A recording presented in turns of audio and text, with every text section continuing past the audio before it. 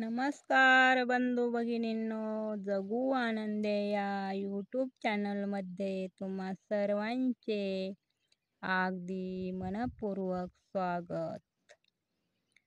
आजच्या व्हिडिओचा विषय अतिशय मार्मिक आणि हृदयस्पर्शी असा विषय आहे. नेहमीप्रमाणे मी गायी चारायलासाठी रानात गेली असता मला माझ्या मैत्रिणीचा फोन आला होता. फोनवर बोलता बोलता माझे सहज लक्ष गेले. पाहते तर समोर गायी खाली पडलेल्या अवस्थेत मला दिसली.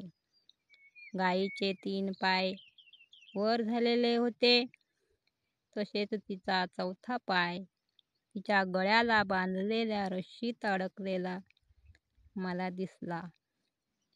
मी आजूबाजूला कुणी आहे का हे पाहिले, पण जवळ कुणीच नव्हते.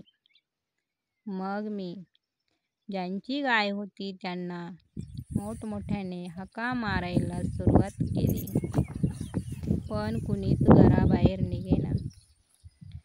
मग मीच पळत जाऊन गायी ज्या झाडाला बांधली होती त्या झाडाकडे धाव घेऊन रस्सी सोडवण्याचा प्रयत्न केला. पण रस्सी फास लागल्यामुळे टाईट झाली होती. काही केल्या ती सुटत नव्हती. काय करावे मला काहीच सुचत नव्हते, कारण आता गायीची जीभ पण बाहेर पडली होती.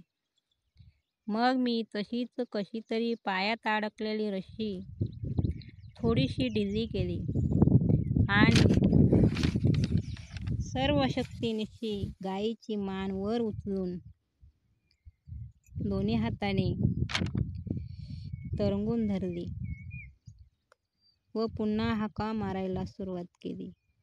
मग मात्र त्या गायीचे मालक धावत आले. ते येईपर्यंत जवळजवळ 20-25 मिनिटे मी त्या गायीची मान वर उचलून धरली होती.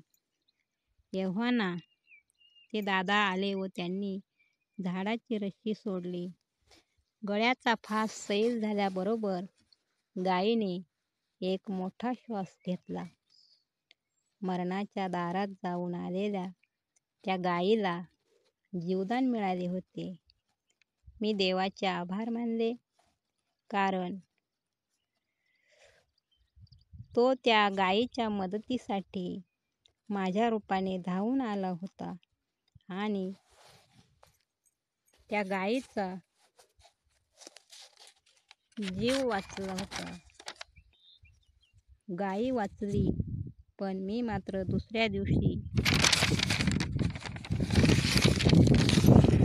पोटदुखीने त्रस्त झाले होते, कारण सर्व शक्ती पणाला लावल्यामुळे माझ्या आतड्यांना सूज आली होती.